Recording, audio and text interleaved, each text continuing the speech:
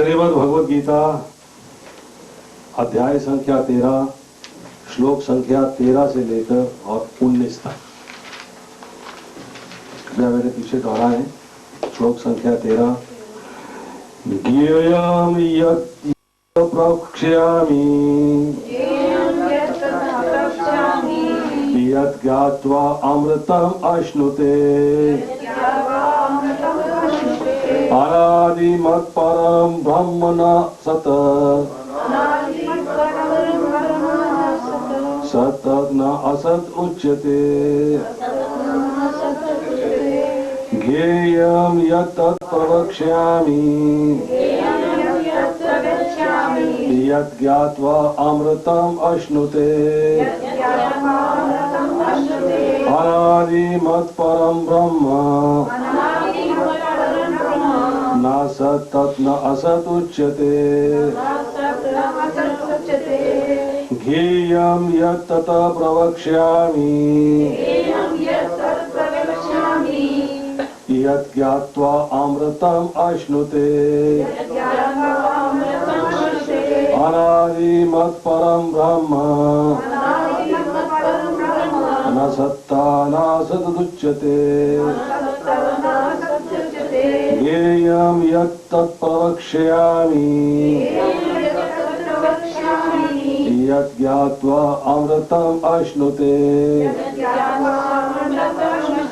अनादिमत्परं ब्रह्म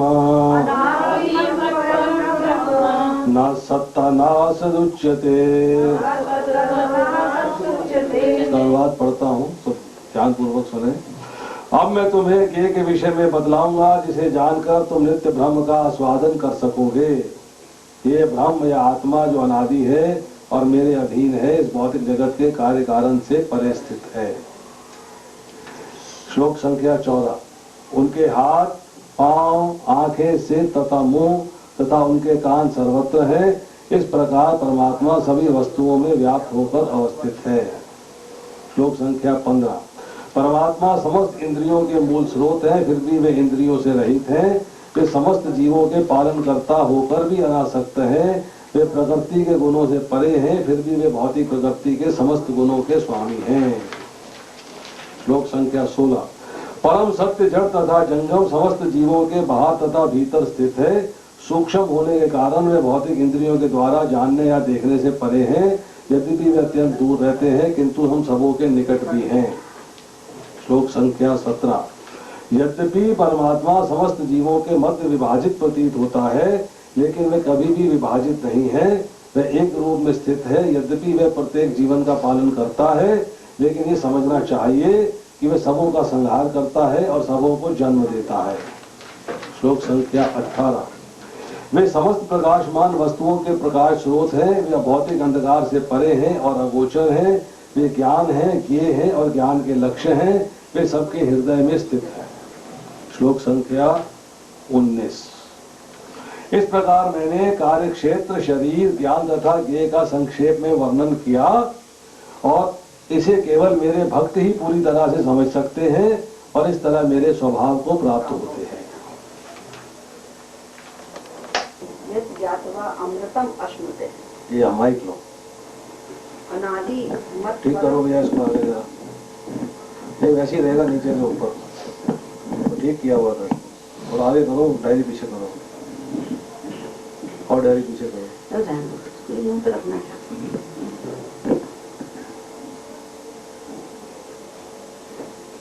भगवान यहाँ बता रहे हैं कि अब मैं तुम्हें ज्ञेय के बारे में बताऊंगा। ज्ञेय मतलब जो चीज जानने योग्य है, जैसे ज्ञान प्राप्त किया जाता है। भगवद गीता है, इसमें हम ज्ञान प्राप्त कर रहे हैं। तो किस चीज का ज्ञान प्राप्त कर रहे हैं? ज्ञेय क्या है? What is the object of this knowledge? Object है भगवान श्री कृष्ण। तो ज्ञेय के बारे में भगवान बता रहे हैं कि ज्ञेय क्या है। तो ऑब्जेक्ट ऑफ नॉलेज बता रहे हैं। अभी तक भगवान ने क्या बताया है कि ये कर्म क्षेत्र क्या है। हमारा शरीर कर्म क्षेत्र है। ये किस प्रकार का बना होता है? 24 तत्वों का बना होता है। कौन कौन से? 5 महाभूत, 5 कर्म इंद्रिया, 5 ज्ञान इंद्रिया, 5 उनके विषय। कितने हो गए? एक कितने हो गए? 20। 3 सूक्ष्म तत्व, मन बुद्धि अहंकार और एक प्रधान प्रकृति की अव्यक्त अवस्था, तीनों उच्च। तो इतना तो देखो सबको पता होना चाहिए, बेसिक आपको नहीं पता तो आगे कैसे पता करोगे? याद है सब?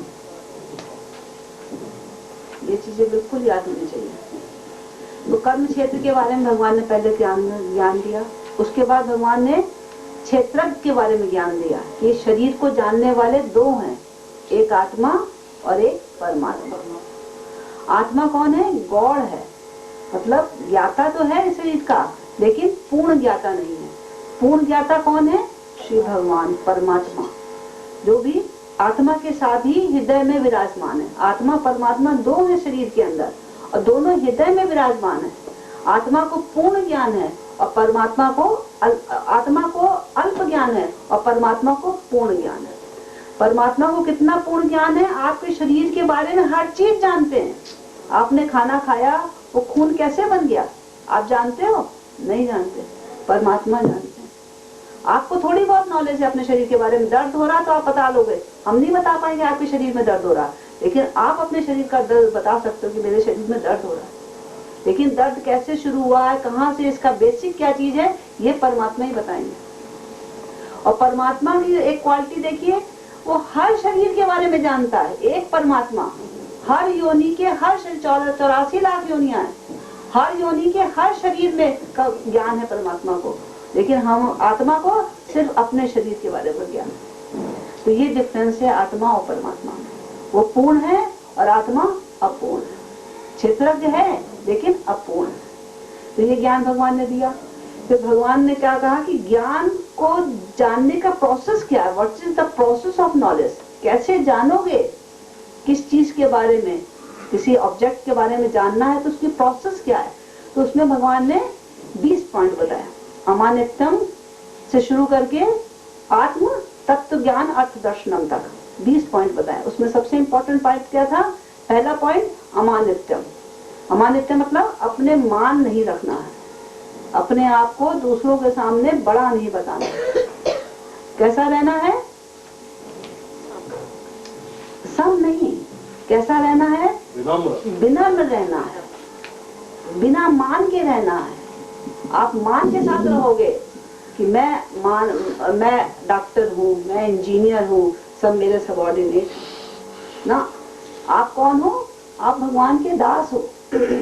जीवे स्वरूप होए नित्य कृष्ण दास। जो जो उपाधियां हैं ये शरीर की हैं और शरीर के अंदर आत्मा बद्ध हुआ पड़ा है।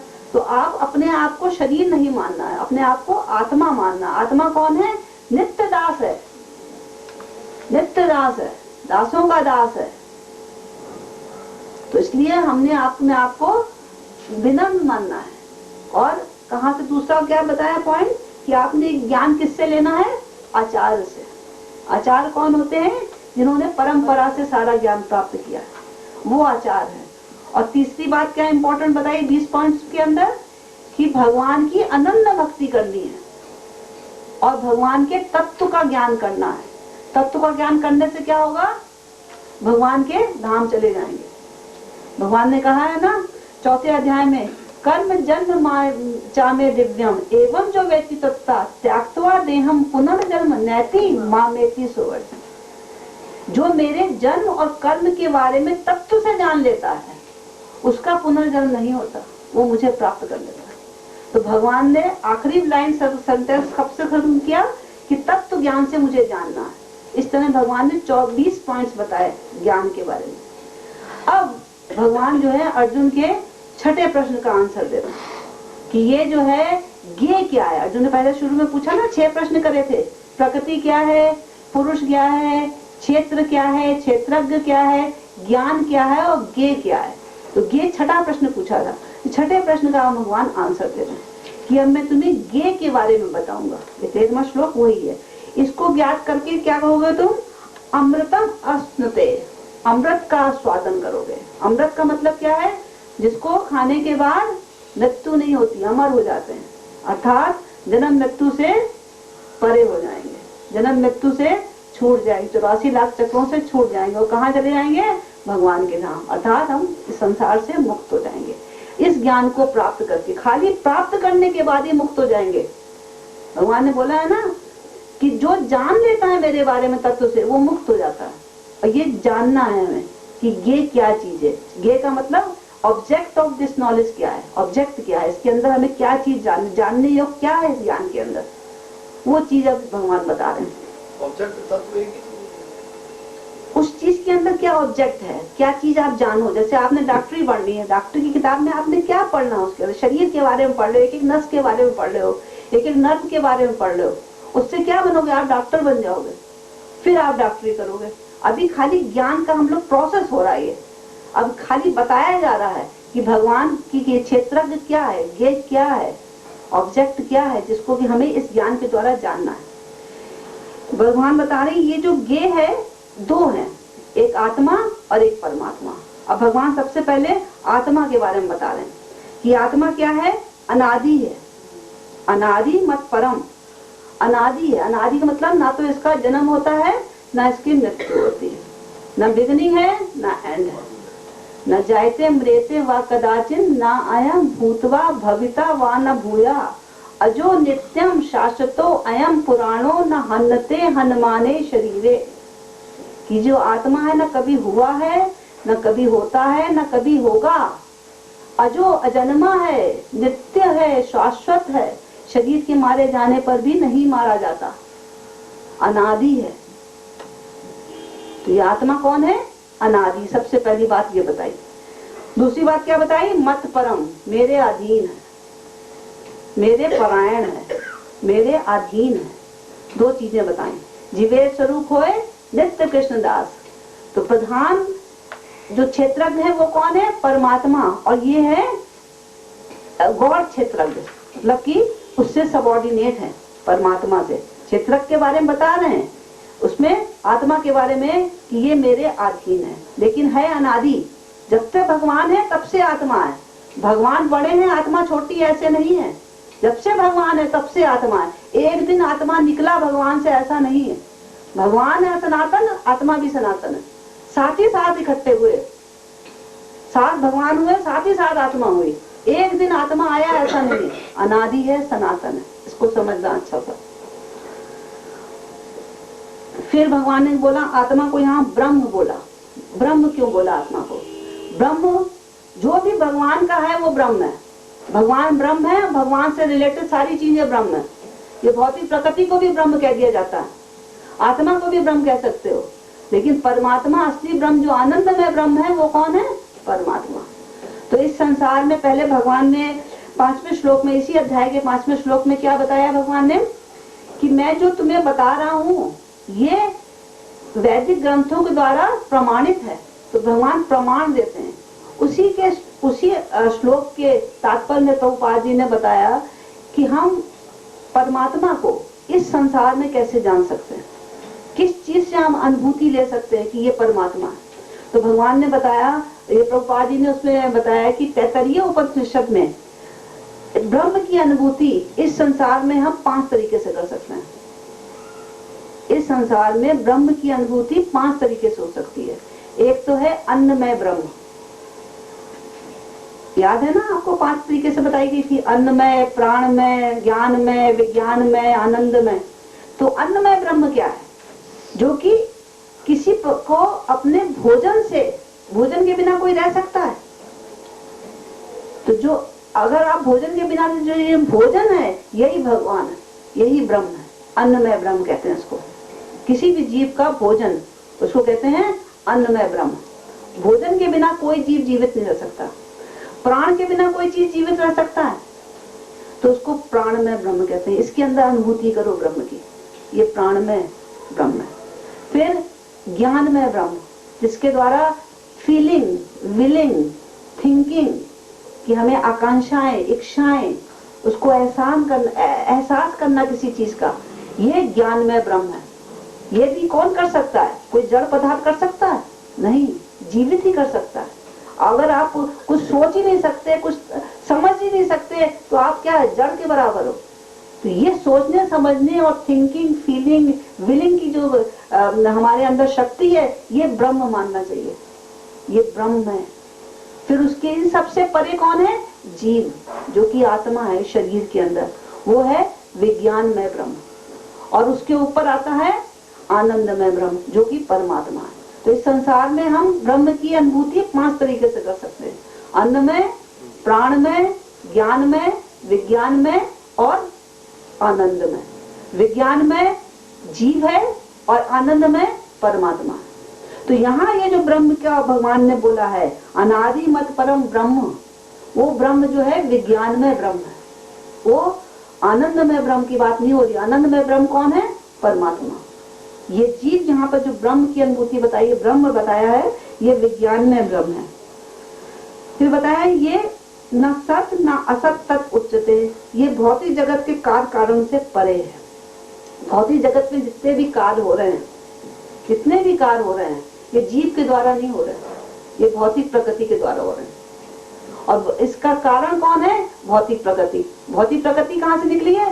भगवान से। तो जीव भी भगवान से निकला है, लेकिन जीव जो है भौतिक प्रकृति से परे। तो भौतिक प्रकृति के अंदर जितने भी कार्य कारण हो रहे हैं, उन सबसे जीव परे। जीव को इस भौतिक संसार में नहीं बांधना है। वो जो है जीव आया है, इस शरीर के अंदर बंध गया है, संसार में बंध गया, भौतिक गुणों के 3 गुणों के से जीव बंध गया, लेकिन जीव परे है इन सबसे। इसको आप इस तरह भी समझो कि हमारे शरीर के अंदर जीवात्मा भी है, परमात्मा भी है और शरीर भी है। तो शरीर के अंदर जीव आ गया है, लेकिन जीव इस शरीर का अंग नहीं है। ये शरीर जो है हमारा भौतिक प्रकृति का अंग है, और इसी के द्वारा सारे कार्य हो रहे हैं। और जीव इन सबसे परे है, अलग है इन सबसे। जैसे परमात्मा अलग है, ऐसे जीव भी अलग है। लेकिन परमात्मा और जीव में एक फर्क है, क्या? ये जीव प्रकृति के 3 गुणों के द्वारा बद्ध हो गया है, लेकिन परमात्मा 3 गुणों के स्वामी है। वो उनसे बद्ध नहीं होते, वो अलग रहते हैं, वो सिर्फ साक्षी रूप में बैठे रहते हैं। और जीव जबकि लिपायमान हो जाता है, बद्ध जाता है, ये फर्क है बस। लेकिन वो इस भौतिक जगत के कारण से अलग है। फिर अगले श्लोक में भगवान, अब अगले श्लोक जो 14 से लेकर 18 तक का श्लोक है, ये भगवान यहाँ पर भगवान परमात्मा के बारे में बता रहे हैं। अभी पहला वाला श्लोक था सिर्फ आत्मा के बारे में, गे बता रहे हैं ना, गे में 2 चीजें बताई, एक आत्मा और एक परमात्मा। अब आत्मा का ज्ञान दे दिया 13वें श्लोक में, अब परमात्मा का ज्ञान देंगे भगवान 14 से लेकर 18 श्लोक में। इसमें क्या बता रहे हैं? उसके हाथ, पांव, आंखें, सिर, मुंह, उसके कान सर्वत्र हैं। भगवान के हाथ सर्वत्र हैं। भगवान को आप कोई चीज अर्पण करो ना, भगवान हाथ बढ़ा के ले लेते हैं। जरूरी नहीं कि आप मंदिर में जाओ या किसी गुफा में जाओ या किसी तीर्थ स्थान में जाओ, वहीं पर भगवान लेंगे। कहीं भी आप भगवान को दे दो, भगवान ले लेते हैं। भगवान सब जगह उपस्थित हैं, पानी और सब जगह भगवान के पैर हैं। कहीं पुकार लो, आप कमरे में बैठे बैठे, जेल के अंदर बैठे बैठे आप भगवान को पुकार लो और भगवान तुरंत आ जाते हैं, अगर आप सच्चे हृदय से पुकारोगे तो। भक्त की पुकार भगवान तुरंत सुनते हैं और तुरंत आ जाते हैं। जैसे कैसे पुकारा, प्रहलाद से उसने पूछा कि इसके अंदर भगवान है, और भगवान तुरंत आ गए। द्रौपदी ने पुकारा भगवान को, भगवान तुरंत आ गए। तो भगवान भक्तों की पुकार पर तुरंत आ जाते हैं। इस प्रकार करते हैं, भगवान के पैर सब जगह हैं। कोई ऐसी जगह नहीं है कि यहाँ पर होंगे भगवान तो अपने गोलोक में बैठे होंगे, यहाँ कैसे आ जाएंगे? और गोलोक कितनी दूर है, गोलोक यहाँ है। गोलोक हम लोग सोच अचिंती है, सोच नहीं सकते गोलोक कहाँ है। वहां भगवान बैठे हुए हैं और भगवान यहाँ भी प्रेजेंट है। तो भगवान के पैर सब जगह हैं, भगवान के हाथ सब जगह हैं, भगवान की आंखें सब जगह हैं, हर चीज देख रहे हैं। भूत देख रहे हैं, भविष्य देख रहे हैं, आपका वर्तमान देख रहे हैं, आपके अंदर ही बैठे हैं साक्षी रूप में। तो उनकी आंखें सब जगह हैं। वेदाहम संतीतानि वर्तमानी च अर्जुन भविष्यानि च भूतानि माम तु वेदना कश्चित्। भगवान कहते हैं मैं सब कुछ देखता हूँ, भूतकाल, भविष्य काल, वर्तमान काल, लेकिन मुझे कोई नहीं देख सकता, क्योंकि भगवान परे हैं, सबसे दिव्य हैं, अलौकिक हैं। हम भौतिक चक्षुओं से उनको नहीं देख सकते। और भगवान को कुछ भी कान भी सर्वत्र है भगवान का। आप कुछ भी भगवान को अपने प्रार्थना करो, भगवान सुन लेते हैं। जैसे गज की पुकार में कैसे आ गए, गज ने कैसे पुकारा कि मुझे भगवान, सिर्फ एक कमल का फूल निकाला और उसको अर्पण किया भगवान को, भगवान तुरंत प्रकट हो गए। तो भगवान के कान सर्वत्र हैं, भगवान की आंखें सर्वत्र हैं, भगवान का सिर सर्वत्र है, तो कुछ भी अर्पण करो भगवान स्वीकार कर लेते हैं हर जगह। इस प्रकार परमात्मा सभी वस्तुओं में व्याप्त होकर अवस्थित है। इस प्रकार भगवान जो है सभी वस्तुओं में व्याप्त है। भगवान ने बताया है ना कि 11वें अध्याय में अपना विश्व रूप जो दिखाया, तो सारा संसार दिखा दिया, सब कुछ भगवान के अंदर है। ब्रह्मा से लेकर नीचे जो है शेषनाग, शेषशैया पे जो भगवान लेटे रहते हैं, और पताल लोक तक भगवान ने दिखा दिया अपने अंदर। तो सारी चीजें भगवान के अंदर, सब जगह भगवान व्याप्त है और उन्हीं के अंदर सब कुछ है। देन 15वें श्लोक में भगवान बताते हैं सर्व इंद्रिय गुणभाषम सर्व इंद्रिय विवर्जितम। भगवान कह रहे हैं कि ये जो परमात्मा है समस्त इंद्रियों के मूल स्रोत है। मूल स्रोत मतलब सोर्स। भगवत सब इंद्रियां कहाँ से निकली हैं? भौतिक प्रकृति से। भौतिक प्रकृति कहाँ से निकली है? भगवान से। तो मूल स्रोत, मूल रूट कौन सा हुआ? भगवान। सब कुछ भगवान से ही तो निकल रहा है। भगवान कह रहे हैं कि जो परमात्मा है, मतलब वो भगवान अपने बारे में एक हिसाब से बता रहे हैं। परमात्मा कौन है? भगवान ही तो है। वो अपने बारे में बता रहे हैं कि जो परमात्मा सब इंद्रियों का मूल स्रोत है। जितने भी हमारे शरीर के अंदर इंद्रियां, 5 इंद्रियां है ना, 10 इंद्रियां, कर्म इंद्रिया, सब 5 कर्म इंद्रिया, 5 ज्ञान इंद्रिया और एक हृदय भी है। हृदय को भी कहते हैं एक इंद्रिय, मन को। हाँ, मन को भी एक इंद्रिय कहते। तो 11 इंद्रियां हैं। सबके मूल स्रोत कौन है? भगवान। ये सारी इंद्रियां कैसे निकलती हैं? भौतिक प्रकृति से। भौतिक प्रकृति कहाँ से? भगवान से। तो मूल स्रोत भगवान है, लेकिन इंद्रियों से परे। अगली बार कह दिया इंद्रियों से परे। इंद्रियों से परे मतलब ये जो इंद्रियां हैं भौतिक से हमारी, ये जो पंच महाभूत की बनी हुई है, इनसे परे। भगवान की भी इंद्रियां हैं। कैसी है? दिव्य। अंगानी यस्या सकलेन्द्रिया गतिमन्ति पश्यन्ति पान्ति कलयन्ति चिरं जगन्ति आनंद चिन्मय सदुज्जला विग्रहस्या गोविंदम आदि पुरुषों तम अहम भजामि। भगवान की इंद्रियां कैसी हैं? दिव्य है, पूर्ण है। आप यहाँ बैठे हो, आपको पता पीछे कमरे में क्या हो रहा है? भगवान को पता। आप यहाँ बैठे हो, आपको पता है कि उधर वो लोग क्या बातें कर रहे हैं, लेकिन भगवान को पता। हर की पुकार सुन रहे हैं, हर को देख रहे हैं। उनकी हर इंद्रिय पूर्ण है।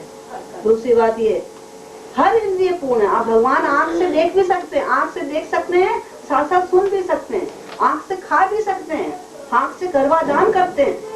भगवान कहते हैं मैं दृष्टिपात करता हूँ प्रकृति के ऊपर, उससे गर्भाधान करता हूँ। भगवान एक इंद्रिय से सारे कार्य करते हैं। उनकी इंद्रिय पूर्ण है और हमारी इंद्रिय कैसे? जीव की अपूर्ण। एक इंद्रिय एक ही कार्य करती है, वो भी पूरी तरीके से नहीं। इस कमरे के बाहर क्या हो रहा है आप नहीं देख सकते, लेकिन भगवान की हर इंद्रिय पूर्ण है, अपना कार्य भी करती है, साथ साथ दूसरी इंद्रियों का भी कार्य करती है। हर इंद्रिय। भगवान अपने हाथ से भी खा सकते हैं, अपने हाथों से सुन सकते हैं, ऐसी पैरों से सारे कार्य कर सकते हैं। ये नहीं कि खाली पैरों से चलेंगे, पैरों से हर इंद्रिय का कार्य हो सकता है भगवान के। तो इसलिए पूर्ण है भगवान। तो उनकी ऐसे भौतिक जगत जैसी इंद्रियां नहीं है कि इंद्रियां अलौकिक हैं, दिव्य हैं। ये बता रहे हैं इसमें। असक्तम सर्वभ्रचैव। भगवान कहते हैं कि मैं सबका पालन करता हूँ, लेकिन कैसे? असक्त होगा। आसक्ति नहीं है मुझे किसी में। जैसे हम लोग अपने बच्चों का पालन करते हैं, आसक्त होगा, ये मेरा बेटा है। हम किसी और का बेटा पालते हैं? नहीं, खाली अपना बेटा पालेंगे, अपने बेटे को देंगे। दूसरे का बच्चा होगा भी ना, उसको भी देंगे, लेकिन ममता अपने बच्चे पे ही रहेगी। दूसरे पर भी देंगे हम, लेकिन जो ममता है, जो आसक्ति हमारी अपने बच्चे के साथ ज्यादा है। अपने बच्चे को कहीं कष्ट होता है तो हमको भी उतना ही कष्ट होता है। दूसरे के बच्चे को कष्ट होता है, उतना कष्ट होता है, लेकिन उतना कष्ट नहीं होता। लेकिन अपने बच्चे में माँ तड़प जाती है। लेकिन भगवान कैसे?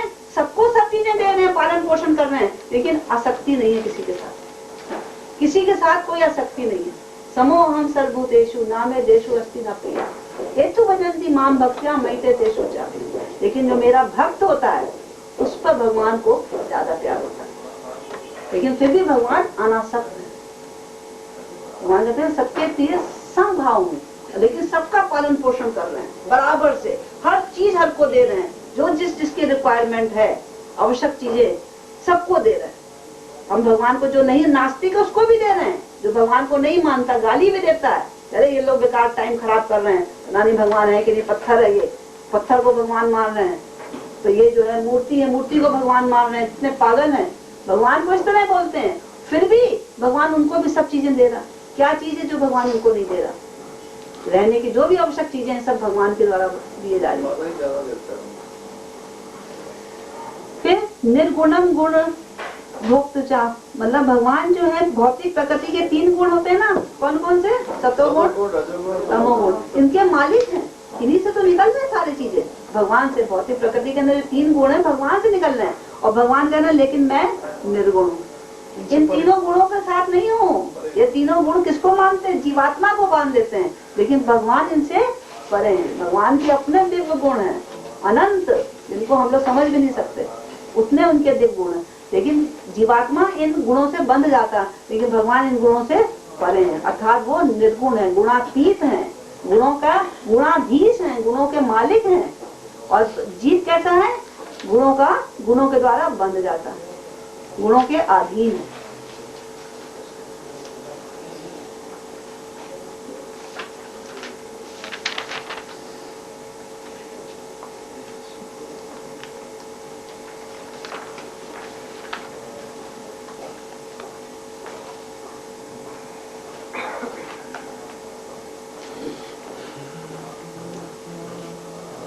Then 16, अब यहाँ पे भगवान की दूसरी क्वालिटी बता रहे हैं। बहिदंता चा भूता नाम अचरम चरम है विचा।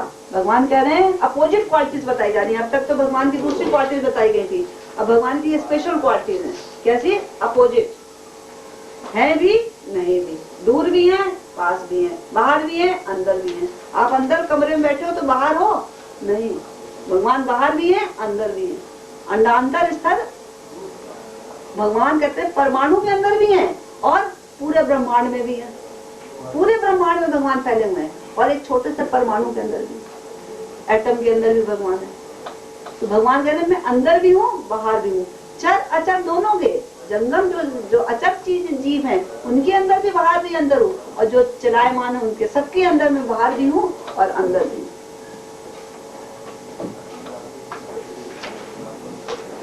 फिर भगवान बताते हैं सूक्ष्म तत् अविज्ञेयम, मैं बहुत सूक्ष्म हूँ। सूक्ष्म का मतलब क्या होता है? जो कि हम अपनी इंद्रियों, भौतिक इंद्रियों से नहीं देख सकते, जिनको, इतने सूक्ष्म है भगवान।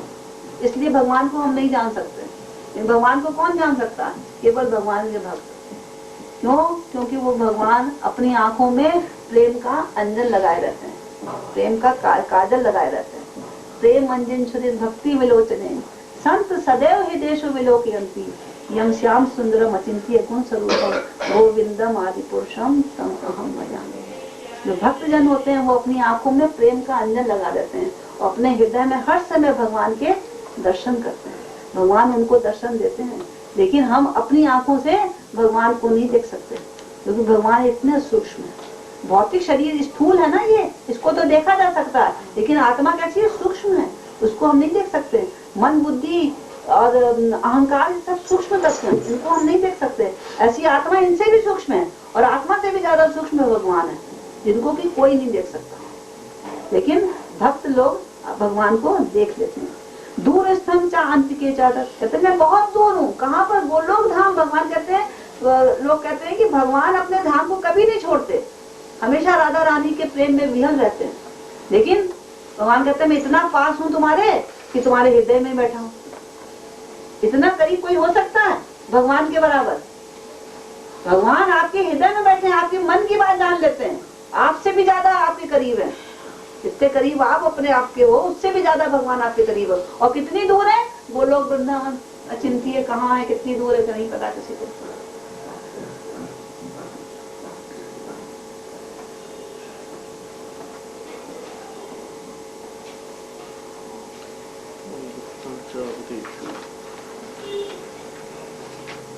देन अभिभक्तम चा भूतेषु विभक्तम इच्छा स्थितम, कि भगवान जो है परमात्मा रूप में समस्त जीवों के मध्य विभाजित होता प्रतीत होता है, लेकिन वो कभी विभाजित नहीं होता।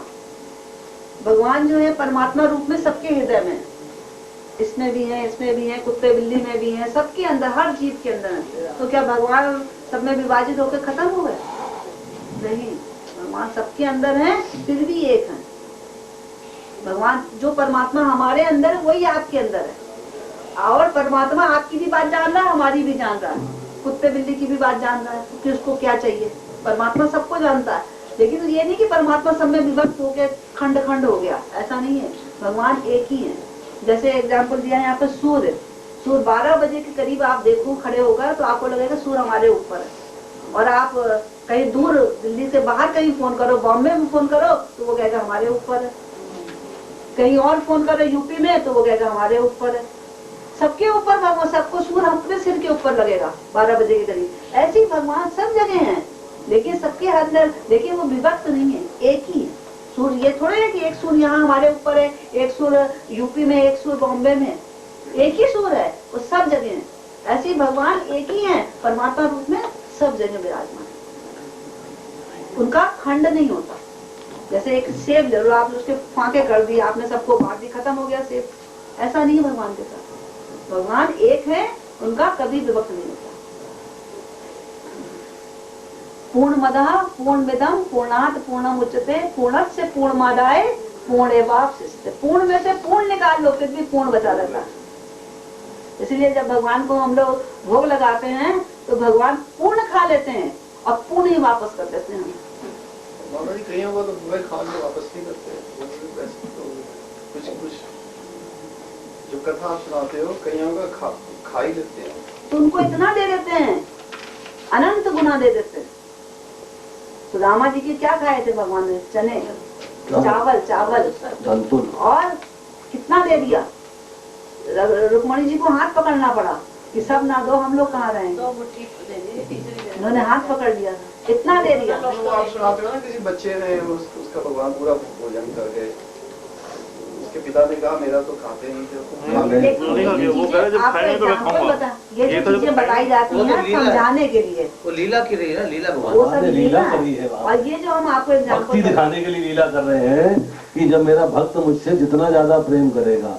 हम जब आम भाषा में बात करते हैं, हम भौतिक जीवों के लिए बहुत सारे ऐसे लोग हैं कहते हैं भगवान ने तो खाया नहीं, तो वहाँ यह है कि भगवान ने सारा का सारा संपूर्ण हमको वापस कर दिया।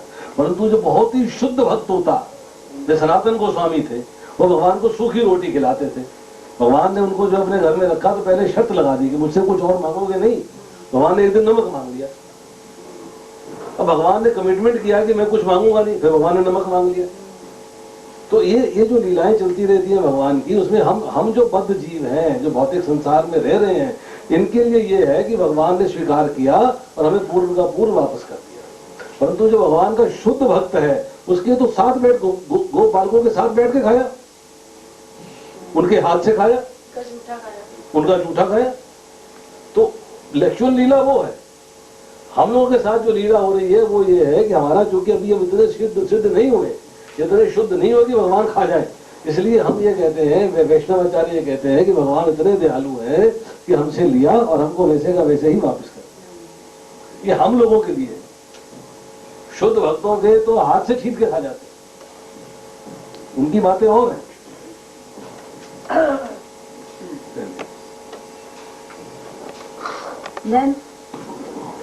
भूत भ्रत च तत् ज्ञेयम्, उसको तत् ज्ञेय मतलब उसको जानो। कैसे जानो?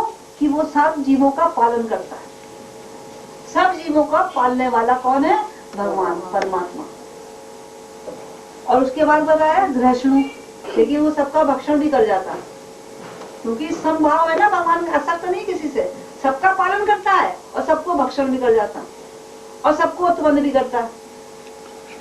पालन कैसे कर रहा है? हर चीज का पालन हो रहा है, हर को पूर्ण भोजन मिल रहा है, हवा बिजली पानी सब चीजें सबको मिल रही हैं, किसी चीज की कमी नहीं है संसार में। सारे नक्षत्र देखिए ऊपर आकाश में, सब ऊपर टंगे हुए हैं, कोई गिरता नहीं नीचे। किसकी शक्ति से? भगवान, सब मेंटेनेंस भगवान के द्वारा चल रही है, सारे संसार की सृष्टि की। और भगवान प्रलय के समय सबको खत्म कर देते, अपने अंदर समा लेते, सब चीजें चली जाती है भगवान के अंदर, और सबको प्रकट सृष्टि भी करते हैं, सबको प्रकट भी करते हैं। ये भगवान के अचिंत्य गुण है, ये परमात्मा के गुण है, ये जीवात्मा नहीं कर सकता ऐसा कार्य। तो ये भगवान जीवात्मा के बारे में बता रहे हैं, ये परमात्मा के बारे में सारा ज्ञान दे रहे हैं।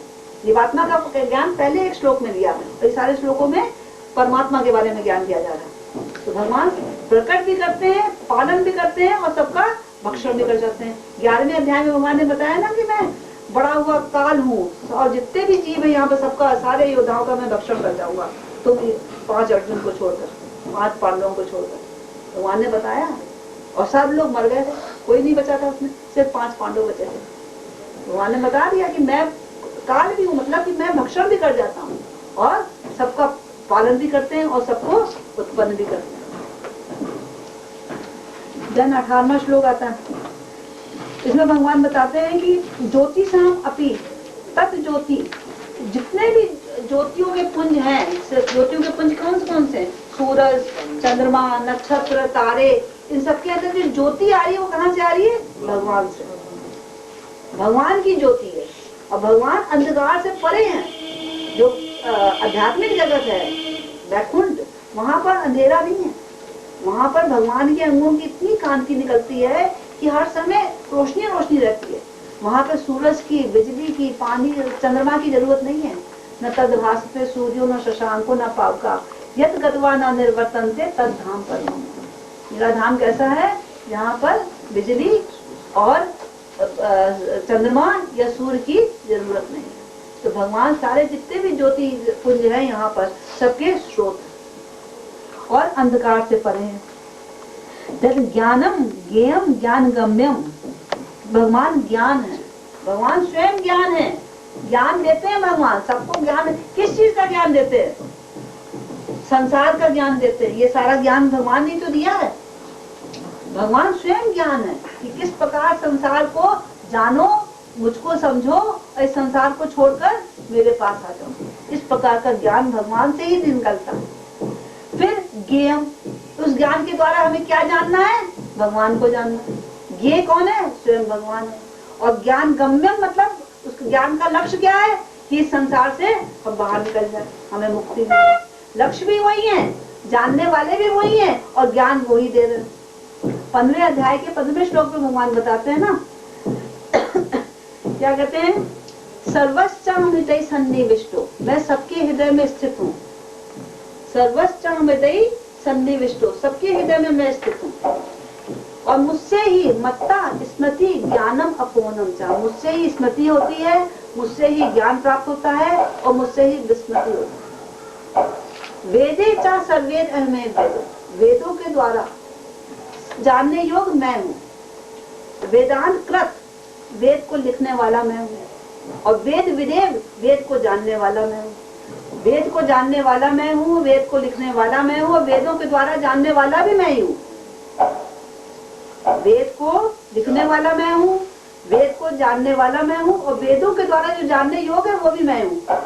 तो सब कुछ मैं हूँ। तो यहाँ पर वही बता रहे, ज्ञानम ज्ञेयम ज्ञान गम्यम, सब कुछ मैं हूँ। हृदय सर्वस्व विशिष्टतम, और सबके हृदय में विराजित हूँ।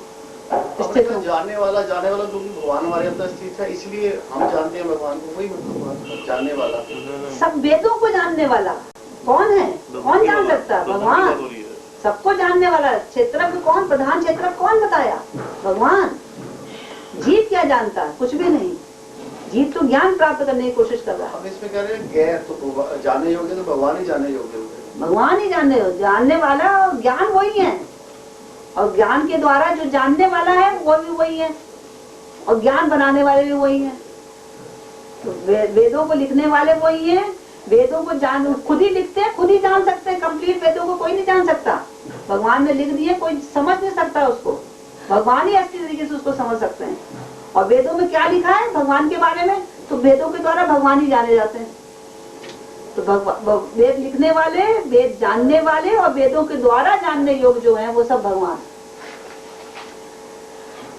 धन इति क्षेत्रम तथा ज्ञानम ज्ञेयं चोक्तम समासता मद भक्ता एतद् विद्याय मद भावाय उपपद्यते। इस प्रकार भगवान कहते हैं मैंने क्षेत्र का, ज्ञान का, ज्ञेय का, सबका ज्ञान तुम्हें दे दिया। किसका किसका दिया? क्षेत्र क्या है? शरीर। और ज्ञान का दिया, 20 पॉइंट बताए। और ज्ञेय, ये मतलब 2 ज्ञेय हो गए, एक आत्मा एक परमात्मा। इनका ज्ञान भगवान कह रहे हैं मैंने तुम्हें दे दिया। इसको कौन समझ सकता है? सिर्फ मेरे भक्त। सब नहीं समझ सकते उसको। और भक्त कौन है? वो तो उन्हीं भक्तों से हम समझ सकते हैं। तो गुरु कौन होना चाहिए? जो भक्त हो, जो कृष्ण तत्ववेत्ता हो, जो कृष्ण के बारे में ज्यादा बताता हो। किवा विप्र किवा नासी शूद्र के ने नए, जय कृष्ण तत्ववेत्ता से ही गुरु होए। चाहे वो सन्यासी हो, चाहे वो चंडाल हो, कोई हो, वो अगर कृष्ण तत्ववेत्ता है तो वो गुरु बनाने योग्य। किवा विप्र किवा न्यासी, क्या विप्र हो क्या सन्यासी, शूद्र के ने नए, चाहे वो शूद्र हो, जय कृष्ण तत्ववेत्ता से ही गुरु है। जो कृष्ण को तत्व से जानता था, जो कृष्ण का भक्त है, वही गुरु है। उसी से हमें ज्ञान प्राप्त करना है, क्योंकि वही भगवान को समझ सकता है। भगवान कह रहे हैं ना, इसको कोई नहीं समझ सकता, सिर्फ मेरे भक्त।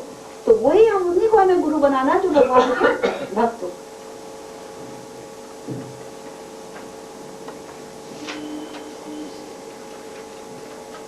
हरे कृष्ण। तो उसका गुण है उसका, पर गुण किस कारण से? एस्कॉर्बिक एसिड, सिट्रिक एसिड है उसके अंदर। मतलब जो गुण प्रकट हो रहे हैं नींबू के अंदर, खटास के जो गुण प्रकट हो रहे हैं, वो किस कारण से है? सिट्रिक एसिड से। तो जब आप चर्चा करेंगे कि नींबू में खटाई का तत्व क्या है, कॉज क्या है उसका, तो कॉज क्या है? सिट्रिक एसिड है। मतलब ब्रॉड वे में कह सकते हैं उसका कॉज क्या है।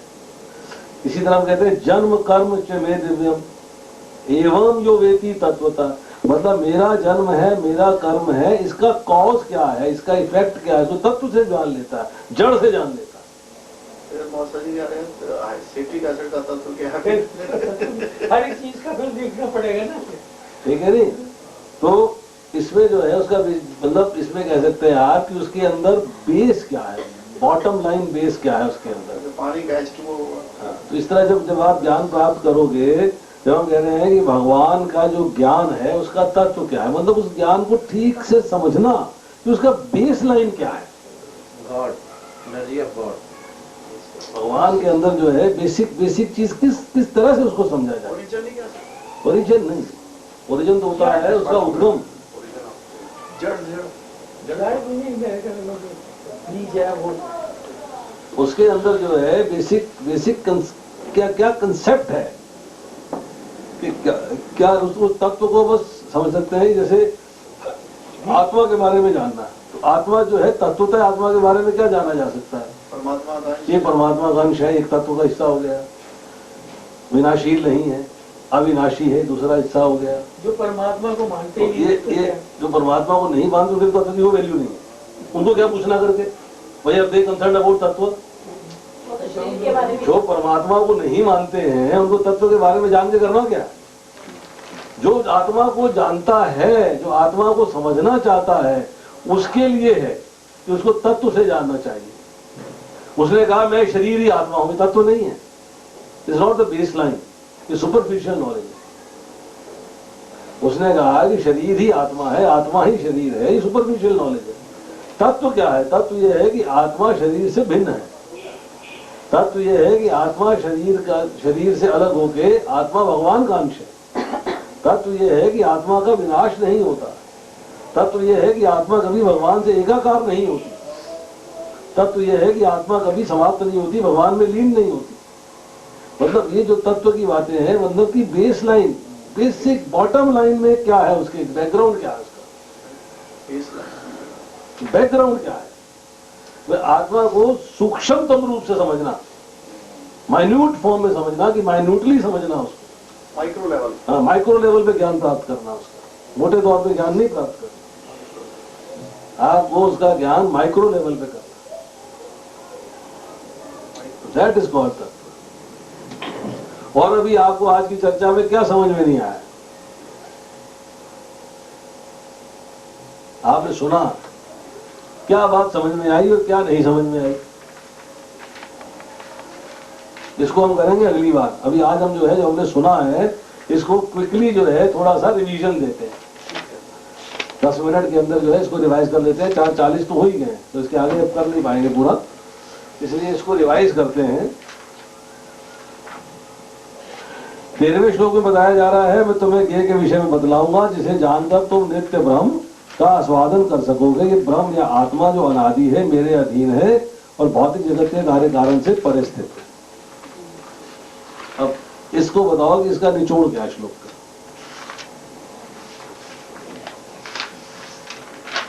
भगवत गीता आपके सामने थी, आपने ध्यानपूर्वक पढ़ा, ध्यानपूर्वक सुना, और दो जगह से सुना, दो सोर्सेज से सुना आपने।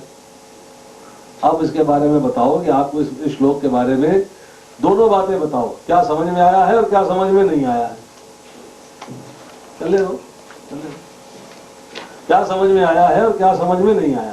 13वें की चर्चा। हाँ जी, 13वें की चर्चा हो रही है। क्या समझ में आया है और क्या समझ में नहीं आया।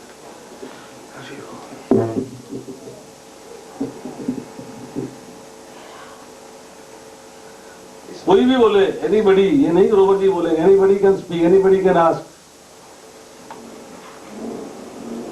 क्या नहीं समझ में आया है? देखिए दो ही बातें हैं, या तो कुछ भी समझ में नहीं आया, या इतना समझ में आ गया कि प्रश्न ही कोई नहीं है। दो ही बातें हैं ना, या तो सवाल ही कोई नहीं है। इसमें जो बताया है वो कहा कि गय के विषय में, गय का तो समझ में आ गया कि गय क्या है, जो जानने योग्य भगवान है। इसके बारे में तो भगवान ही जानने योग्य है, भगवान ही उसका जानने की वही इसका जो है वेदों का रचना करते हैं, वही सब कुछ भगवान ही है जानने योग्य। तो ब्रह्म या आत्मा जो अनादि है, यानी कि जो ब्रह्म आत्मा जो है अनादि है, ये नहीं माता जी ने बताया कि जब परमात्मा हुए थे तभी आत्मा आई थी, ये नहीं कि पहले परमात्मा आए तो उसके बाद उसमें से आत्मा निकली थी। साथ साथ जैसे जब भी भगवान आए थे, आप परमात्मा थे, तभी वो आत्मा आई थी। ये सब भगवान के अधीन है। ये जो भौतिक जगत है, सब भौतिक जगत ये कहीं पर लिखा है कि जब भगवान आए थे तभी आत्माएं आई थी। नहीं लिखा तो नहीं, जैसे इन्फर किया मैंने इनके लेक्चर से। नहीं बताया नहीं उन्होंने ये बात, मतलब इन्होंने ये बात नहीं बताई। सनातन है, परमात्मा और आत्मा दोनों सनातन है। ये नहीं कह सकते कि पहले परमात्मा आए थे आत्मा आए। ये नहीं, ऐसा भी कुछ को नहीं कहा, ये भी चर्चा नहीं हुई। अनादि शब्द का अर्थ क्या होता है? जिसकी कोई बिगनिंग नहीं, जिसका कोई एंड नहीं। नहीं, अनादि का मतलब आदि और अनादि दोनों में क्या फर्क है? आदि जिसका बिगनिंग है, बिगनिंग है, अनादि का मतलब कोई ना बिगनिंग है ना एंड है। और तो यहाँ पे क्या चर्चा हुई? आपने कहा कि आत्मा पहले आई कि परमात्मा पहले आई, ऐसी कोई चर्चा नहीं, ऐसा कोई सवाल नहीं हुआ। मतलब ये सब एलोबरेट करने के लिए बता रहा हूँ ऐसा। ना ना ना ना ना, स्टेटमेंट गलत है। सनातन है, दिव्य है, उसका कभी जन्म। प्रभुपाद जी ने परपट के अंदर बड़ा क्लियरली लिखा है, ध्यानपूर्वक पढ़ा नहीं आपने, सुना नहीं। पहले पैराग्राफ के अंदर 1 2 3 4 5 6 7वीं लाइन है, पढ़िए। जीव के उत्पन्न होने की कोई निश्चित तिथि नहीं। पार्ट 1। जीव के नहीं कोई परमात्मा, मतलब आत्मा के, हाँ वही आत्मा हुई ना, मैं कोई परमेश्वर से जीवात्मा के प्रकट का इतिहास बता सकता है, कि कब प्रकट हुआ है इसका कोई ज्ञान नहीं है। ये नहीं लिखा कि आत्मा पहले आया कि परमात्मा पहले आया, ये नहीं लिखा है कि मतलब वो दोनों एक साथ आए, ये भी नहीं लिखा। जीव और परमात्मा, इनकी कोई बिगनिंग कोई एंड नहीं, इनका कोई बता नहीं सकता। परमेश्वर से जीव का प्राकट्य, हम जब कहते हैं मैं वंश है जीव लोक है, कि मेरा ही भिन्न और सनातन अंश है। आप बच्चे के जन्म की तारीख जानते हो, 14 अप्रैल को 3:03 में हुआ, पर जीव आत्मा का भगवान से प्राकट्य कब हुआ है इसकी कोई तिथि नहीं है, कोई डेट नहीं है, कोई इतिहास नहीं है कि कब हुआ। Nobody nose. चलिए, इसमें एक ब्रह्म का मतलब समझ नहीं आया। कहते हैं ब्रह्म है, ब्रह्म का मतलब भगवान है, तो ब्रह्म ब्रह्म परमेश्वर ब्रह्म कहते हैं तुम ब्रह्म हो, ब्रह्म। हाँ जी, सवरवाल जी कुछ बता रहे हैं, बताए। ब्रह्म परमेश्वर है, अनंत स्वरूप है। ब्रह्म परमेश्वर है, ब्रह्म अनंत स्वरूप है। क्या स्वरूप है अनंत? कैसा अनंत स्वरूप है? हम लोग जीवात्मा है, वो नहीं, यहाँ पे क्या चर्चा हो रही है? वो परमात्मा है। यहाँ ब्रह्म की क्या चर्चा हो रही है? किताब आपके पास है? हाँ जी, पढ़िए, पैराग्राफ नंबर 2,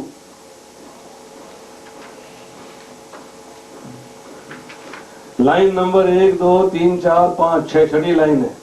पांचवी 1 2 3 4 5 छठी लाइन है। 1 2 3 4 5 पांचवी लाइन है। अतएव इस श्लोक में ब्रह्म का जो वर्णन है वह आत्मा का है। इस श्लोक में आपने पढ़ा नहीं ध्यान? वैसे ब्रह्म भगवत गीता आपके सामने है। विज्ञान में ब्रह्म नहीं बताया, ज्ञान में, विज्ञान में, प्राण में। जीवात्मा कौन है? विज्ञान में ब्रह्म है। आगे लिखते हैं, जब ब्रह्म शब्द जब जीवात्मा के लिए प्रयोग होता है, व्यवहित होता है, समझना चाहिए कि वे आनंद ब्रह्म ना होकर विज्ञान ब्रह्म है। आनंद ब्रह्म का मतलब है परमात्मा, विज्ञान ब्रह्म का मतलब है जीवात्मा। और वैसे ब्रह्म बहुत उसका मतलब भगवान से ब्रह्म का मतलब होता है भगवान के अंगों की कांति, जिसे ब्रह्म ज्योति के नाम से पुकारा जाता है। मुझे आपने अन्नमय, प्राणमय और मनोमय, मनोमय को ज्ञानमय भी कहते हैं, और ज्ञानमय के बाद विज्ञानमय है, विज्ञानमय के बाद आनंदमय है। ये चर्चा जो है 3 हफ्ते पहले हो चुकी है। 5 है ना ये? हाँ, वैसे आदमी को कहते हैं तो ब्रह्म स्वरूप है, तो यानी कि भगवान के अंगों की भगवान का स्वरूप। ब्रह्म स्वरूप का मतलब ये है कि तुम भगवान का ही एक स्वरूप हो। जैसे भगवान सच्चिदानंद है, ऐसे तुम भी सच्चिदानंद हो। जैसे भगवान का साकार स्वरूप है, ऐसे तुम्हारा भी साकार स्वरूप है। वैसे ब्रह्म का मतलब ब्रह्म भगवान। वैसे ब्रह्म का मतलब होता है बहुत बड़ा। आपको अगली बार हम ब्रह्म का मीनिंग बताएंगे, ब्रह्म का अर्थ क्या होता है। यूनिवर्स की होगा नहीं, ब्रह्म इज ब्रह्मांड, यूनिवर्स इज ब्रह्मांड। वो भी सब कुछ भगवान है, जो चीज भगवान की है वो ब्रह्म है, इतना समझ लो। प्रकृति भी ब्रह्म है, जीव भी ब्रह्म है, वैसे ये बड़ा भगवान भी बड़ा ब्रह्म है। सवाल करते हैं ब्रह्म पर, हम इसका एग्जैक्ट मतलब पूरा अगली बार आपको ब्रह्म का एग्जैक्ट मीनिंग बताएंगे।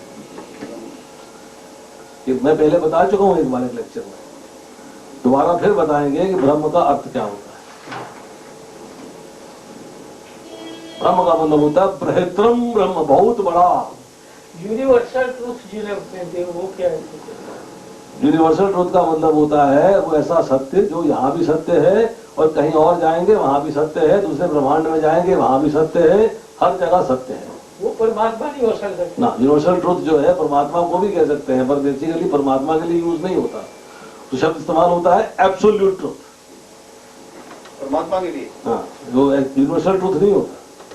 यूनिवर्सल ट्रुथ का मतलब है स्टेटमेंट होती है मेनली। ये जो स्टेटमेंट है इट इज यूनिवर्सल ट्रुथ। ये स्टेटमेंट यहाँ जाएंगे यहाँ भी ट्रुथ है, वहां जाएंगे वहां भी ट्रुथ है। Truth is everywhere, so that truth is उसको, हाँ, उसको यूनिवर्सल ट्रुथ नहीं कहते। गॉड इज एवरीवेयर, ये स्टेटमेंट यूनिवर्सल ट्रुथ है। ये स्टेटमेंट, ये स्टेटमेंट जो है यूनिवर्सल ट्रुथ है। सच्चाई की कभी हार नहीं होती है। ये यूनिवर्सल स्टेटमेंट यूनिवर्सल ट्रुथ है। It is not God. चलिए 14वां श्लोक बताइए। उनके हाथ पांव आंखें सिर तथा मुंह उनके कान सर्वत्र हैं, इस तरह परमात्मा सभी वस्तुओं में व्याप्त होकर अवस्थित है। बताओ।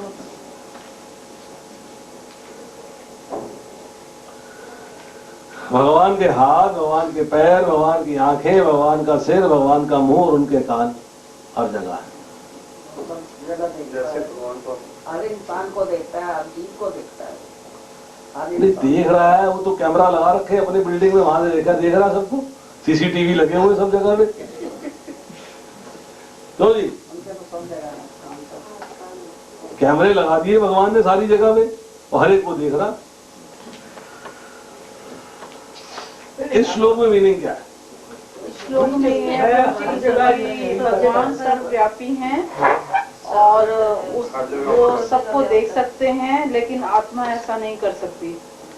भगवान सब जगह उपस्थित है, वो हर अपने उनकी इंद्रियां और जो भगवान अपने धाम में रहकर भी जो कुछ हम अर्पण करते हैं वो ग्रहण कर सकते हैं, किसी भी इंद्रिय से ग्रहण कर सकते हैं। और सभी जीव के अंदर है। जैसे माता जी ने एग्जाम्पल दिया था कि सूर्य का, जैसे एग्जाम्पल दिया था कि जैसे सूर्य देव ऊपर हैं और सबके ऊपर सेम ही वो रहता है, उसी तरह भगवान भी मतलब सबके अंदर ही है। सबके अंदर, और उनके खंड भी होते हैं, जैसे सब में बट नहीं जाते हैं भगवान, सब में एक ही भगवान है और हर किसी में रहते हैं। लेकिन आत्मा ऐसा नहीं कर सकती, भगवान सब कर सकते हैं, सबको देख सकते हैं। भगवान जड़ में है, अचर में है, जड़ में है। ये श्लोक में बताओ ना, 14वां श्लोक में। आप आगे आगे के श्लोक को क्यों बता रहे हो? 14वां श्लोक पूछा जा रहा है। चल अच्छा तो है ही नहीं यहाँ।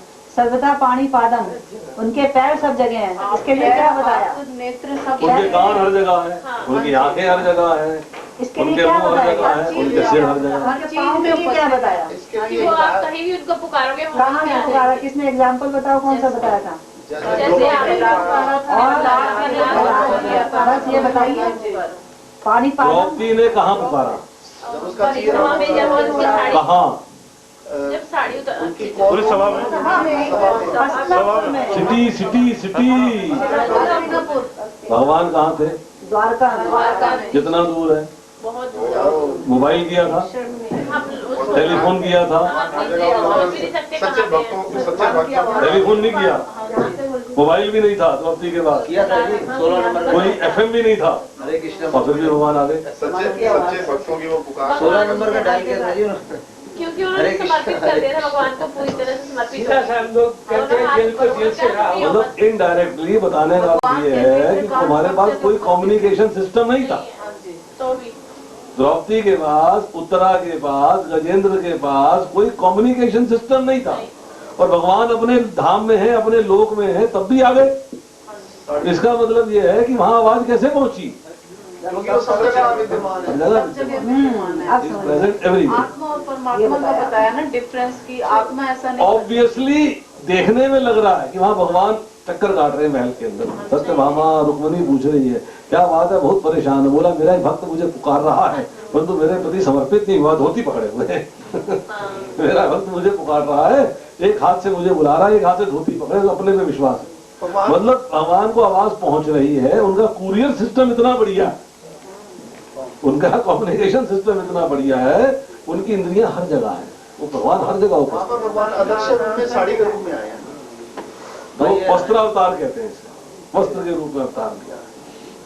इसके बाद है, परमात्मा समस्त इंद्रियों के मूल स्रोत है, फिर भी इंद्रियों से रहित हैं। वे समस्त जीवों के पालन करता होकर भी अनासक्त हैं। वे प्रकृति के गुणों से परे हैं, फिर भी भौतिक प्रकृति के समस्त गुणों के। हरे कृष्ण। हरे कृष्ण।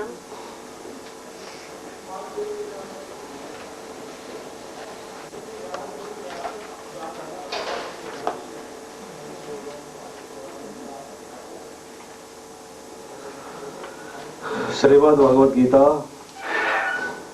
अध्याय संख्या 13, श्लोक संख्या 13 से लेके 19 तक रिवीजन है। आज पिछले सप्ताह हमने ये श्लोक किए हैं, तो आज इनको जो है दोबारा से करेंगे, क्योंकि अध्याय जो है बड़ा कठिन है और इसको अच्छे तरीके से समझना जो है बड़ा अनिवार्य है। तो 13वें श्लोक को हम लोग एक बार दोहराएंगे।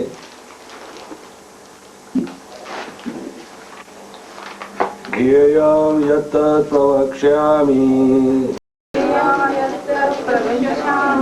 यज्ञात्वा अमृतम् अश्नुते अनादिमत् परं ब्रह्म न सत्तनासदुच्यते ज्ञेयं यत् प्रवक्ष्यामि यज्ञात्वा अमृत अश्नुते अनादिमत् परं ब्रह्म न सत्तनासदुच्यते ज्ञेयं यत् प्रवक्ष्यामि यज्ञात्वा अमृतम् अश्नुते अनादिमत् परं ब्रह्म न सत्तनासदुच्यते। 13वें श्लोक का अनुवाद पढ़ता हूँ। अब मैं तुम्हें ज्ञेय के विषय में बतलाऊंगा, जिसे जानकर तुम नित्य ब्रह्म का आस्वादन कर सकोगे। ये ब्रह्म या आत्मा जो अनादि है और मेरे अधीन है, इस भौतिक जगत के कार्य कारण से परे स्थित है। श्लोक संख्या 14। उनके हाथ, पांव, आंखें, सिर तथा मुंह तथा उनके कान सर्वत्र हैं। इस प्रकार परमात्मा सभी वस्तुओं में व्याप्त होकर अवस्थित हैं। श्लोक संख्या 15। परमात्मा समस्त इंद्रियों के मूल स्रोत हैं, फिर भी वे इंद्रियों से रहित हैं। वे समस्त जीवों के पालन करता होकर भी अनासक्त हैं। वे प्रकृति के गुणों से परे हैं, फिर भी वे भौतिक प्रकृति के समस्त गुणों के स्वामी हैं। श्लोक संख्या 16। परम सत्य जड़ तथा जंगम समस्त जीवों के बाहर तथा भीतर स्थित है। सूक्ष्म होने के कारण वे भौतिक इंद्रियों के द्वारा जानने या देखने से परे हैं। यद्यपि वे अत्यंत दूर रहते हैं, किंतु हम सबों के निकट भी हैं। श्लोक संख्या 17। यद्यपि परमात्मा समस्त जीवों के मध्य विभाजित प्रतीत होता है, लेकिन वे कभी भी विभाजित नहीं है। वे एक रूप में स्थित है। यद्यपि वे प्रत्येक जीव का पालन करता है, लेकिन ये समझना चाहिए कि वे सबों का संहार करता है और सबों को जन्म देता है। श्लोक संख्या 18। वे समस्त प्रकाशमान वस्तुओं के प्रकाश स्रोत हैं। वे भौतिक अंधकार से परे हैं, अगोचर हैं। वे ज्ञान है, ज्ञेय है और ज्ञान के लक्ष्य हैं। वे सबके हृदय में स्थित है। श्लोक संख्या 19। इस प्रकार मैंने कार्य, क्षेत्र, शरीर, ज्ञान तथा ज्ञेय का संक्षेप में वर्णन किया है। इसे केवल मेरे भक्त ही पूरी तरह से समझ सकते हैं और इस तरह मेरे स्वभाव को प्राप्त होते हैं। पढ़ा है जी किसी ने? एनीबडी? नहीं? माता जी आपने आगे का मैंने पढ़ा 19 के आगे का? चलिए कोई बात नहीं। नीचे किसी ने इधर? सबरवाल जी आपने इसका लिखा हुआ प्रभु कोई पढ़ाई नहीं करी? सारा लिखा हुआ है। वो तो आपने पिछली बार बोल ही दिया था। उसमें वो एडिशन करना चाहते हैं आप? कोई स्पेसिफिक पॉइंट बताना चाहते हैं?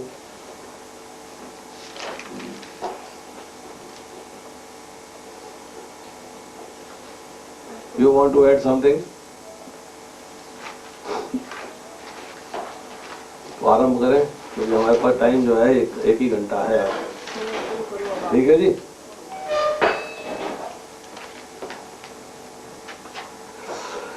तेरहवां अध्याय चल रहा है प्रकृति, पुरुष और चेतना। जीव का प्रयोजन क्या है? संबंध हमने पढ़ा पहले से लेकर 6ठे अध्याय तक। अभिधेय पढ़ा 7वें से लेकर 12वें अध्याय तक। संबंध का मतलब यह है कि हमारा भगवान के साथ क्या संबंध है और जीव का शरीर के साथ क्या संबंध है, जीव का भगवान के साथ क्या संबंध है। और उसके साथ ही हमने पढ़ा थोड़ा सा कर्मयोग, जो कि पहले अध्याय से लेकर 6ठे अध्याय तक किया। ये हमारा भगवान से संबंध जो है इसके बारे में चर्चा करता है। 7वें अध्याय से 12वें अध्याय तक हमने पढ़ा है अभिधेय। अभिधेय का मतलब होता है कि उस संबंध को निभाना कैसे है। मतलब भगवान के प्रेम की प्राप्ति करने के लिए हमें जो कार्य करने हैं, जो भक्ति करनी है, जो संबंध को निभाना कैसे है, इसकी चर्चा जो है 7वें अध्याय से लेकर 12वें श्लोक में हुई है। अब वो संबंध जान लिया हमने, अभिधेय जान लिया, पर प्रयोजन क्या है, अल्टीमेट इसका जो है लक्ष्य क्या है, ध्येय क्या है? ध्येय है भगवत प्रेम, ध्येय है भगवान की प्राप्ति। तो वो सारे जो ज्ञान है वो कैसे प्राप्त है, कैसे उसमें भगवान से हमें प्राप्त होने के बाद क्या मिलने वाला है, किस प्रकार प्राप्त करना है, क्या बाधाएं हैं, क्या बाधाएं नहीं हैं, उनकी चर्चा जो है 13वें अध्याय से लेकर 18वें अध्याय तक। अब बिगिनिंग के अंदर जो है 13वें अध्याय में जो अर्जुन ने प्रश्न किया है कि हे कृष्ण, मैं प्रकृति एवं पुरुष, क्षेत्र एवं क्षेत्रज्ञ और ज्ञान और ज्ञेय के विषय में जानने का इच्छुक हूं। ये अर्जुन का पहले श्लोक के अंदर प्रश्न है। अब दूसरे से लेके और 7वें श्लोक के अंदर जो है भगवान ने क्षेत्र और क्षेत्रज्ञ के विषय में उत्तर दिया है। दूसरे श्लोक में बताया है क्षेत्र और क्षेत्रज्ञ के लक्षण क्या होते हैं। तीसरे श्लोक में बनवाया है भगवान के साथ आत्मा की एकता क्या है, अर्थात क्षेत्र और क्षेत्र का ज्ञान ही ज्ञान है, इसके अलावा कोई ज्ञान नहीं। चौथे श्लोक में बताया विकार सहित क्षेत्र का स्वरूप और प्रभाव सहित क्षेत्र के स्वरूप का वर्णन। और 5वें श्लोक में जो है ऋषियों से, वेदों से, ब्रह्म सूत्रों से जो है प्रमाण दिया। और 6ठे और 7वें श्लोक के अंदर जो है भगवान ने बताया है विकार सहित क्षेत्र का स्वरूप क्या है। इसमें जो है चर्चा हुई है आपकी पंच महाभूत, अहंकार, बुद्धि, प्रकृति के 3 अव्यक्त गुण और उनकी प्रकट अवस्था, 10 इंद्रियां, मन तथा 5 इंद्रिय विषय और मन के गुण जो हैं, क्वालिटीज जो है माइंड की, इच्छा, द्वेष, सुख, दुख, संघात और जीवन के लक्षण तथा धैर्य, इन सब की चर्चा करी। अब इसके बाद जो है 8वें अध्याय 8वें श्लोक से लेके और 12वें श्लोक तो भगवान चर्चा करते हैं कि इन सबको अगर आपको जो है सारा ज्ञान प्राप्त होगा तभी आपकी गाड़ी आगे चल पाएगी। तो ज्ञान की परिभाषा दी है, उसमें 30 सात्विक भाव दिए हैं और उनमें आचरण करने का वर्णन दिया है। अब आती है 13वें श्लोक से चर्चा कि यहाँ चर्चा हो रही है कि अब आपके पास ज्ञान की प्राप्ति आपने करी, ज्ञान प्राप्ति का मार्ग आपने जान लिया। अब आपके पास जो है अंडरस्टैंड करना है कि ज्ञेय क्या है। ज्ञेय का मतलब क्या होता है? जानने योग्य, अर्थात मुझे किसको जानना चाहिए, आत्मा और परमात्मा। जानने योग्य क्या है। ये ज्ञान की प्राप्ति करने के बाद इस ज्ञान का जब एप्लीकेशन करूंगा, ज्ञान का जब इस्तेमाल करूंगा, तब मुझे पता होना चाहिए कि इस ज्ञान का इस्तेमाल करके मुझे जानना किसे है। ज्ञान का इस्तेमाल करके क्या करना? ज्ञान ले लिया, अब उसका इस्तेमाल करना है। तो इस्तेमाल करके मुझे करना क्या है? तो यहां बता रहे हैं कि जो आत्मा है वो ज्ञेय है और परमात्मा है वो भी ज्ञेय है। अर्थात मुझे आत्मा और परमात्मा के बारे में ज्ञान प्राप्त करना है, इसी के साथ ज्ञान प्राप्त करना है शरीर के बारे में भी और प्रकृति के बारे में। कुछ ज्ञान मैं पीछे प्राप्त कर चुका हूं, परंतु इनका जो संबंध है, मतलब प्रकृति का जीव के साथ संबंध क्या है और प्रकृति का भगवान के साथ संबंध क्या है, ये ज्ञान भी मुझे प्राप्त होना चाहिए। तो इसकी चर्चा जो है यहां करेंगे 13वें अध्याय के 13वें श्लोक से लेके और 19वें श्लोक तक। अब कहते हैं कि अगर आपको जो है आत्मा का और परमात्मा का, अर्थात जो जानने योग्य है, जो ज्ञेय है, इसका अगर जो है ज्ञान प्राप्त हो जाता है तो उससे फायदा क्या होने वाला है? तो उसमें फायदा यह बताया है कि आप जीवन के अमृत का आस्वादन कर सकते हो। मतलब आपका जीवन जो है वो अमृतमय हो जाएगा। अब कैसे हो जाएगा ये चर्चा जो है फिर इसके बाद होगी 21वें से लेके अगले श्लोकों के अंदर। ऑब्जेक्ट ऑफ नॉलेज, मतलब जो ज्ञान है उसका लक्ष्य क्या है, उसका ऑब्जेक्ट क्या है। 13वें श्लोक के अंदर चर्चा हो रही है कि ज्ञान का लक्ष्य क्या है। तो यहां बता रहे हैं कि ज्ञान का विषय है आत्मा और परमात्मा के बारे में ज्ञान प्राप्त करना। मतलब आपको जो है जीवात्मा के बारे में ज्ञान होना चाहिए और परमात्मा के बारे में ज्ञान होना चाहिए। ये आपका जो है ऑब्जेक्ट है, ये आपका जो है लक्ष्य है, ये आपका ध्येय है। अब 13वें अध्याय के 14वें से लेके 18वें श्लोक तक अलग चर्चा हो रही है और 13वें अध्याय के 13वें श्लोक में अलग चर्चा हो रही है। 13वें श्लोक में चर्चा हो रही है जीवात्मा के बारे में और 14वें से लेके 18वें श्लोक में चर्चा हो रही है परमात्मा के बारे में। इन श्लोकों के अंदर जो है अलग अलग चर्चाएं। अब 13वें श्लोक के अंदर जो है जो आत्मा के बारे में चर्चा हो रही है उसको यहां पर ब्रह्म के नाम से पुकारा गया। ये ध्यान देने वाली बात है, उसको यहां पर जो है ब्रह्म के नाम से पुकारा गया है।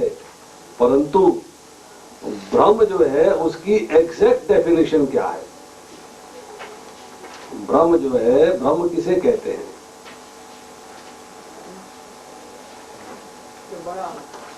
ब्रह्म का मतलब जो है, हम लोग जो आमतौर पे ब्रह्म की परिभाषा लेते हैं वो लेते हैं कि ब्रह्म का अर्थ है भगवान के अंगों की कांति, अर्थात ब्रह्म ज्योति। इससे उसका अर्थ लिया जाता है। परंतु शास्त्र जो है इसको और क्लासिफाई करता है और आगे बढ़ाता है। तो वहां पर जो है इन्होंने बताया है कि ब्रह्म शब्द का अर्थ क्या है। ब्रह्म का अर्थ क्या है और यहां किस कंटेक्स्ट में यूज हो रहा है ये जानना जरूरी है। यहां कह रहे हैं कि ब्रह्म जो है वो ब्रह्म, ब्र नीचे री की मात्रा है, हा और ऊपर बिंदु, ब्रह्म इस धातु से बना है। इसका अर्थ यह है बृहत्तम वस्तु। बृहत्तम मतलब उससे बड़ी कोई चीज नहीं है। बृहत्तम ये कहते हैं ना गुड बेटर बेस्ट, सबसे बढ़िया बेस्ट। इसी तरह बृहत्तम का अर्थ यह है इससे बड़ी कोई वस्तु नहीं है। बृहंती बृहयंती च इति ब्रह्म, अर्थात जो बड़ा है एवं जो बड़ा करता है वह ब्रह्म है। उसे बड़ा करने की शक्ति है, जो सबसे बड़ा है और उसमें बड़ा करने की शक्ति है वह ब्रह्म है। वह बड़ा कर सकता है और निश्चय ही उसमें बड़ा कर सकने की शक्ति है, और एक नहीं उसमें अनेक शक्तियां हैं, अनेक शक्तियां। इसीलिए उसको जो है ब्रह्म के नाम से पुकारा गया है। एग्जाम्पल दिया गया है, उदाहरण दिया गया है कि पृथ्वी, सूर्य, चंद्र, देवता, मनुष्य, पशु, पक्षी, अर्थात इस समस्त जगत के अंदर जो भी दिख रहा है और इससे अलावा जो भी है उन सब का मूल, उन सब का ओरिजिन, उन सब की जड़ जो है जिससे कि सब कुछ अवस्थित है, जिससे सब कुछ प्रकट होता है, उस स्वरूप को ब्रह्म कहते हैं। ब्रह्म शब्द जो है इन सब के ओरिजिनल स्वरूप का वाचक है। अब इसके बाद जो है श्वेताश्वर उपनिषद के अंदर चर्चा हो रही है, 6ठे अध्याय के 8वें श्लोक के अंदर, न तस्य कार्य कारणम च विद्यते न तत्सश्याम अधिष्ठ दृश्यते परास्य शक्ति विविधैव श्रुते स्वभाव की ज्ञान बल क्रिया। उस परम ब्रह्म परमात्मा के कार्य एवं